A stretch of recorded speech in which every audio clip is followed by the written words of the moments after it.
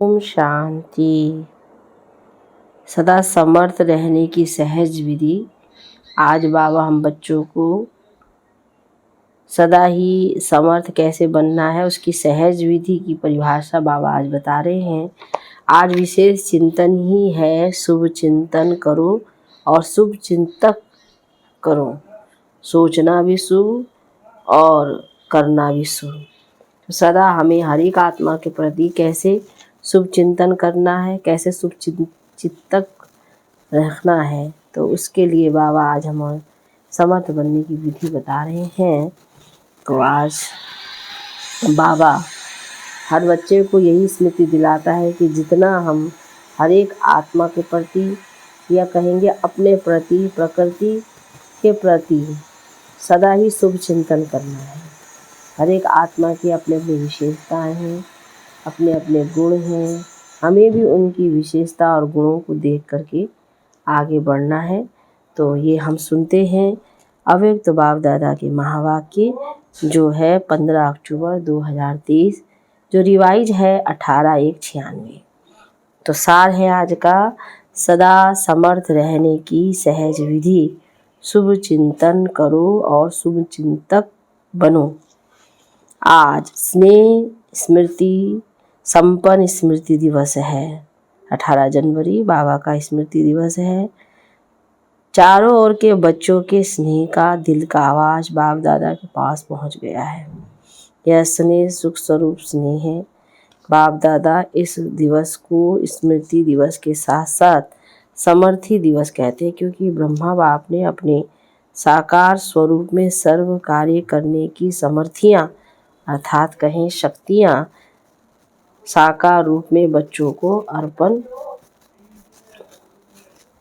किया। इस दिवस को सन सोज फादर के वरदान का दिन कहा जाता है।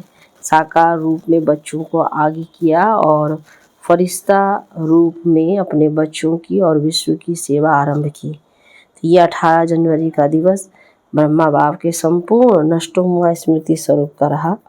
जैसे गीता के 18 अध्याय का सार है, भगवान ने अर्जुन को नष्टो मोह स्मृति स्वरूप बनाया। तो ये 18 का यादगार है कि ब्रह्मा बाप कितना ही बच्चों के प्रति अति स्नेही रहा। जो बच्चे अनुभवी हैं, सदा सेवा के निमित्त बच्चों को कितना याद करते, अनुभव करते हैं ना। मोह नहीं रहा, लेकिन दिल का प्यार रहा, क्योंकि मोह उसको कहा जाता है जिसमें अपना स्वार्थ हो। तो ब्रह्मा बाप का अपना स्वार्थ नहीं रहा, लेकिन बच्चों में सेवा अर्थ अति स्नेह रहा। फिर भी साथ रहते, बच्चों को सामने देखते भी कोई देह के रूप में याद सता ही नहीं, एकदम न्यारा और प्यारा रहा। इसलिए कहा जाता है स्मृति स्वरूप नष्टो मोह, कोई मेरापन नहीं रहा। देवान से भी नष्टो मोह। तो ये दिवस ऐसे फॉलो फादर का पाठ पढ़ाने का दिवस रहा। यह अव्यक्त दिवस दुनिया को, अनजान आत्माओं को परमात्मा कार्य की तरफ जगाने का रहा, क्योंकि मेजॉरिटी लोग ब्रह्मा बाप को देखकर यही सोचते या समझते थे कि इन्हों का परमात्मा ब्रह्मा है। ये ब्रह्मा कुमारियाँ ब्रह्मा को ही भगवान मानती हैं, और ब्रह्मा ने साकार में पाठ परिवर्तन किया तो क्या सोचने लगे कि अभी तो ब्रह्मा कुमारियों का भगवान चला गया और ये ब्रह्मा कुमारियों का कार्य आज नहीं तो कल समाप्त हो जाएगा। लेकिन आप जानते हैं कि इन्हों का करावनहार ब्रह्मा द्वारा भी परमात्मा था, है और अंत तक रहेगा। तो ये परमात्मा कार्य है, व्यक्ति का कार्य नहीं है। ये पहचान ब्रह्मा बाप के साकार पाठ परिवर्तन होने के बाद समझते हैं कि इन्हों को कोई शक्ति चला रही है।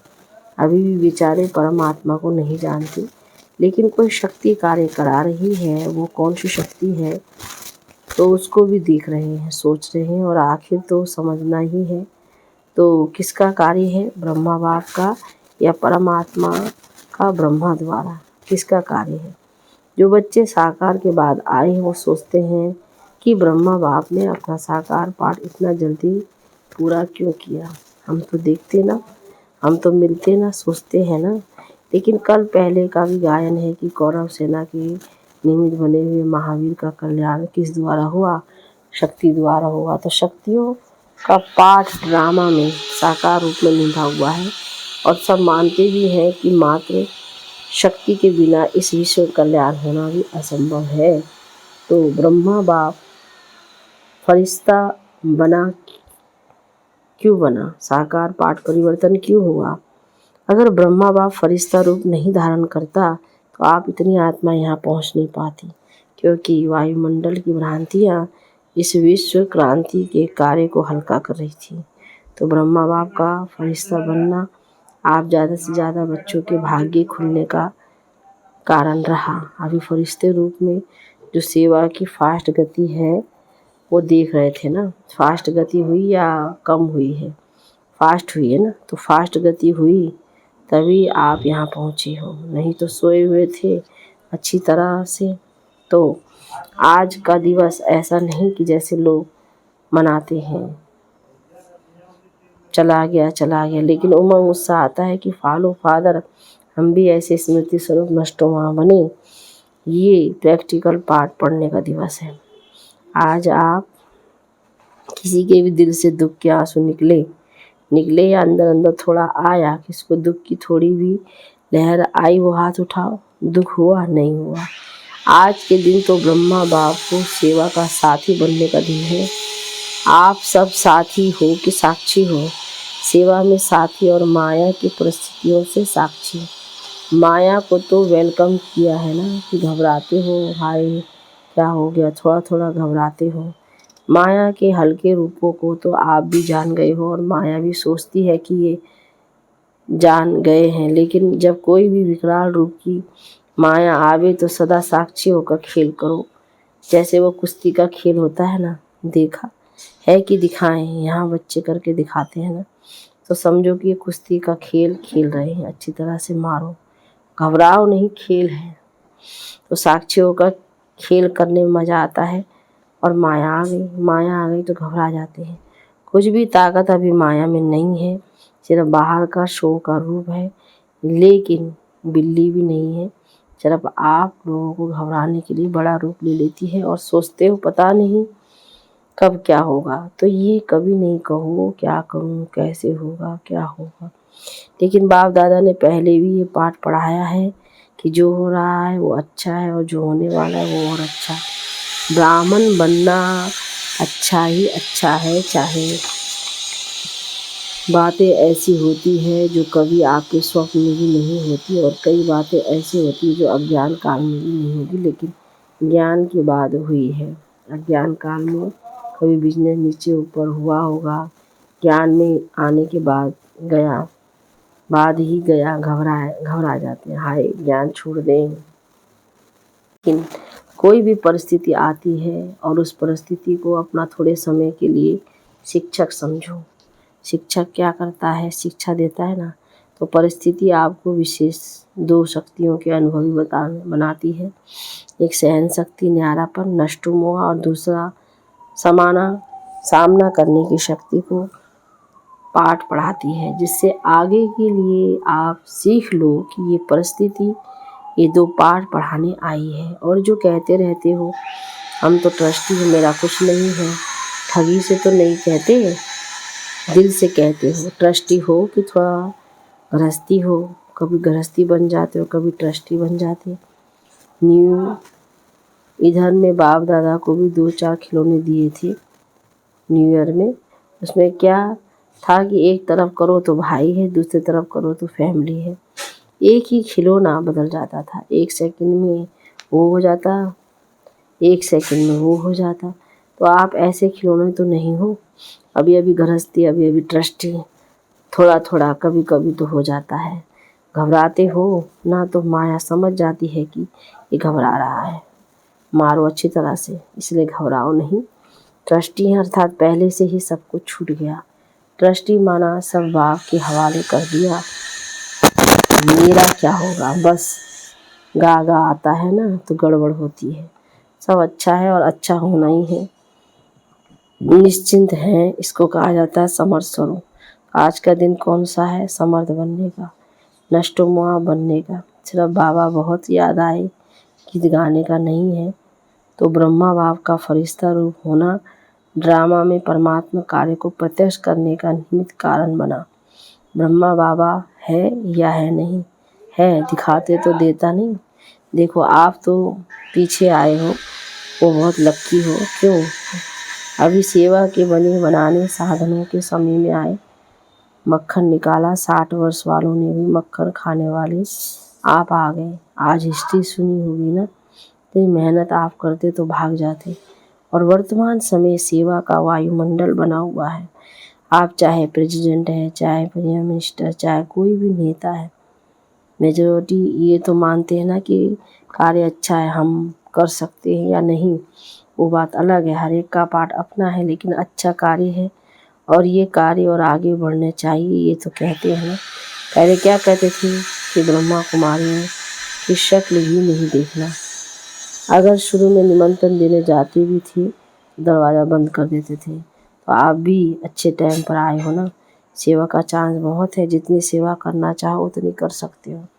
अभी सभी समझते हैं कि साकार ब्रह्मा के बाद भी ब्रह्मा कुमारियों ने सिल्वर जुबली भी मना ली, गोल्डन भी मना ली, अभी डायमंड तक पहुंच गए हैं। क्योंकि कोई भी बड़ा गुरु चला जाता है तो गड़बड़ हो जाती है। यहाँ गड़बड़ है क्या? यहाँ तो और ही वृद्धि है, बढ़ता जाता है। तो सिद्ध है कि ये कार्य कराने वाला बाप परमात्मा है। निमित्त मध्यम ब्रह्मा बाप है। अभी भी माध्यम ब्रह्मा बाप है। ये पाठ अलग चीज़ है, लेकिन माध्यम ड्रामा में पहले साकार ब्रह्मा रहा और अभी फरिश्ता रूप में ब्रह्मा है। ब्रह्मा को पिता कहेंगे। रास्ता तो ब्रह्मा है ना। ये तो पाठ बीच बीच में बच्चों की पालना करने के निमित्त है। बाकी रास्ता ब्रह्मा है और रचना के कार्य में अभी भी अंत तक ब्रह्मा का ही पाठ है। तो आज सारे दिन में किसके पास माया आई? कोई पोतरा धोतरा याद नहीं आया। तो सदा ऐसे समर्थ रहो। इसकी सबसे सहज विधि है 2 शब्द याद रखो। 2 शब्द याद रहे सकते हैं ना। सारी मुरली भूल जाए, लेकिन 2 शब्द याद रखो और प्रैक्टिकल में करते चलो। तो वो 2 शब्द जानते भी हो, कोई नई बात नहीं। एक है शुभ चिंतन। नेगेटिव को भी पॉजिटिव करो, इसको कहते हैं शुभ चिंतन। नेगेटिव पॉजिटिव हो सकता है और बदल सकते हो। सिर्फ चेक करो कि कर्म करते भी शुभ चिंतन चला। और दूसरा, सभी के प्रति शुभ चिंतक। तो शुभ चिंतन और शुभ चिंतक दोनों का संबंध है। अगर शुभ चिंतन नहीं है तो शुभ चिंतक भी नहीं बन सकते। इसलिए इन 2 बातों का टेंशन रखना। समझा? क्या करेंगे? यही नहीं भूल जाना, क्योंकि अभी देखा गया है कि बहुत ऐसी समस्याएं हैं, लोग हैं जो आपके वाणी से नहीं समझते, लेकिन शुभ चिंतन का शुभ वाइब्रेशन दो तो बदल जाते हैं। और एक बात से मुक्त भी होना है। इस ब्राह्मण जीवन में मुक्त होने वाले हो ना। मुक्त होने की 9 बातें बता दी। अगर इन 9 बातों से मुक्त हो गए तो 9 रत्न बन सकते हैं। तो आज बाप दादा का एक बात की स्मृति दिला रहे हैं। कोई भी कभी भी कोई भी शारीरिक बीमारी हो, मन का तूफान हो, तन भी हलचल हो, प्रकृति में हलचल हो, सेवा में हलचल होती है, तो किसी भी प्रकार के हलचल में दिल शिकस्त कभी नहीं होना। बड़ी दिल वाले बनो। बाप की दिल कितनी है, छोटी है क्या? बाप बड़ी दिल वाले हैं और बच्चे छोटी दिल कर देते हैं। बीमार हो गए तो रोना शुरू कर देंगे। दर्द हो गया, दर्द हो गया। तो दिल शिकस्त होना दवाई है। बीमारी चली जाएगी कि बढ़ेगी? जब हिसाब किताब आ गया, दर्द आ गया, तो हिसाब किताब आ गया ना। लेकिन दिल शिकस्त से बीमारी को बढ़ा देते हो। इसलिए हिम्मत वाले बनो तो बाप भी मददगार बनेंगे। ऐसे नहीं रो रहे हैं, हाय क्या करूं क्या करूं, और फिर सोचो कि बाबा की तो मदद है ही नहीं। मदद उसको मिलती है जो हिम्मत रखते हैं। पहले बच्चे की हिम्मत, फिर बाप की मदद है। तो हिम्मत तो हार ली और सोचने लगते हो कि बाप की मदद तो मिली नहीं। बाबा भी टाइम पर तो करता ही नहीं है। तो आधे अक्षर याद नहीं करो। बाबा मददगार है, लेकिन किसका? तो आधा भूल जाते हो और आधा याद करते हो कि बाबा भी पता नहीं महारथियों को ही करता है, हमको तो करता ही नहीं है, हमको तो देता ही नहीं है। पहले आप महारथी पीछे, लेकिन दिल शिकस्त नहीं बनो। और मन में अगर कोई उलझन आ भी जाती है तो ऐसे समय पर निर्णय शक्ति चाहिए और निर्णय शक्ति तब आ सकती है जब आपका मन बाप की तरफ होगा। अगर अपने उलझन में होंगे तो हाँ ना इसी उलझन में रह जाएंगे। इसलिए मन से भी दिल शिकस्त नहीं बनो। और धन भी नीचे ऊपर होता है। जब करोड़पतियों का ही नीचे ऊपर होता है तो आप लोग उसके आगे क्या हो, वो तो होना ही है। लेकिन आप लोगों को निश्चय पक्का हो कि बाप के साथ ही हैं, सच्चे हैं, तो कैसी भी हालत में बाप दादा दाल रोटी जरूर खिलाएगा। दो सब्जी नहीं खिलाएगा, दाल रोटी खिलाएगा। लेकिन ऐसे नहीं करना कि काम से थक करके बैठ जाओ और कहा बाबा दाल रोटी खिलाएगा। ऐसे अलबेले या आलस वाले को नहीं मिलेगा। बाकी सच्चे दिल पर साहब राजी हैं। परिवार में भी खिटखिट तो होनी है। जब आप लोग कहते हो कि अति के बाद अंत होना है, कहते हैं ना, अंत में जा रहा है और जाना ही है, तो परिवार में खिटखिट ना हो, ये नहीं होना है। लेकिन आप ट्रस्टी बन, साक्षी बन, परिस्थिति को बाप से शक्ति ले हल करो। गृहस्थी बनकर सोचेंगे तो और ही गड़बड़ होंगी। पहले बिल्कुल न्यारे ट्रस्टी बन जाओ, मेरा नहीं। ये मेरापन, मेरा नाम खराब होगा, मेरी गलानी होगी, मेरा बच्चा और मुझे, मेरा सास मेरे को ऐसे करती है। ये मेरापन आता है ना तो सब बातें आती हैं। मेरा जहाँ भी आया वहाँ बुद्धि का फेरा हो जाता है, बदल जाते हैं। अगर बुद्धि कहाँ भी उलझन में बदलती है तो समझ लो ये मेरापन है। उसको चेक करो और जितना सुलझाने की कोशिश करेंगे उतना उलझेगा। इसलिए सभी बातों में क्या नहीं बनना है, दिल शिकस्त नहीं बनना है। क्या नहीं बनेंगे, बाबा दुआरी वाज का दिल शिकस्त सिर्फ कहना नहीं, करना है। भगवान के बच्चे हैं, ये तो पक्का वायदा है ना, इसको भी माया नहीं हिला सकती। जब ये पक्का वायदा है, निश्चय है, तो भगवान के बच्चे भी दिल शिकस्त हो जाए तो बड़ी दिल रखने वाले कौन होंगे और क्या होंगे? आप ही हो ना, तो क्या करेंगे? अभी समर्थ बनो और सभी सोच फादर का पाठ पक्का करो। कच्चा नहीं करो, पक्का करो। सभी हिम्मत वाले हो ना, हिम्मत है, अच्छा। चारों ओर के सर्व समर्थ आत्माओं को, सर्व माया जीत जगत जीत आत्माओं को, सदा सन सोच फादर करने वाले बच्चों को, सदा दिल खुश रहने वाले बच्चों को बाप दादा का याद प्यार और नमस्ते। अच्छा, मीठे मीठे सिक्के दे बच्चों प्रति माता पिता बाप दादा का याद प्यार और गुड मॉर्निंग। रूहानी बाप की रूहानी बच्चों को नमस्ते, रूहानी बच्चों की रूहानी बाप दादा को गुड मॉर्निंग, नमस्ते बाबा, नमस्ते। अच्छा, आज विदेश वाले बच्चे भी बहुत याद आ रहे हैं। चारों ओर मधुबन से मन की लगन लगी हुई है। बाप दादा भी सभी बच्चों को सामने देख विशेष याद और सेवा का याद प्यार दे रहे हैं। बाप दादा ने 9 रत्नों में आने के लिए जिन 9 बातों से मुक्त बनने का इशारा दिया है वो निम्नलिखित है। पहला, क्रोध मुक्त। दूसरा, व्यर्थ संकल्प मुक्त। तीसरा, लगाव मुक्त। चौथा, परमत, परचिंतन और प्रदर्शन मुक्त। अभिमान व अपमान मुक्त। छठा, झमेला मुक्त। सातवां, व्यर्थ बोल, डिस्टर्ब करने वाले बोल से मुक्त। आठवां, अप्रसन्नता मुक्त। नौवां, दिल शिकस्त मुक्त। तो वरदान है, डबल लाइट स्थिति द्वारा उड़ती कला का अनुभव करने वाले सर्व बंधन मुक्त भाव विस्तार। चलते फिरते यही स्मृति रहे कि मैं डबल लाइट स्थिति में रहने वाला फरिश्ता हूँ। फरिश्ता अर्थात उड़ने वाला। लाइट चीज सदा ऊपर होती है, जाती है, नीचे नहीं आती। आधा कल्प तो नीचे रहे, अब उड़ने का समय है। इसलिए चेक करो कि कोई भी बोझ व बंधन तो नहीं है। अपने कमजोर संस्कार का, व्यर्थ संकल्प का, देभान का बंधन व बोझ बहुत समय चलता रहा तो अंत में नीचे ले आएगा। इसलिए बंधन मुक्त डबल लाइट स्थिति में रहने का अभ्यास करो। स्लोगन में मनसा सेवा वही कर सकते जिनके पास शुद्ध संकल्पों की शक्ति जमा है। सूचना में आज अंतर्राष्ट्रीय योग दिवस, तीसरा रविवार है।